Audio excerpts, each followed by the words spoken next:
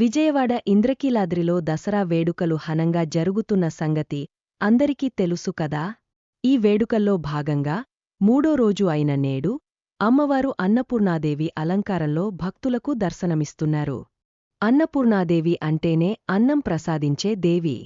మనకు అన్నం ద్వారా శక్తి లభిస్తుంది. అందుకే అన్నాన్ని పరబ్రహ్మ స్వరూపంగా భావిస్తారు. ఈ తల్లిని ఆరాధిస్తే మనకు బుద్ధి, తెలివి, మంచి ఆరోగ్యం లభిస్తాయి.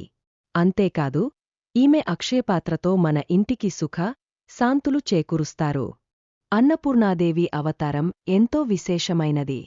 తన భక్తుల కష్టాలు తీర్చడానికి అమ్మవారు స్వయంగా అన్నం ప్రసాదించే తల్లిగా అవతరించింది.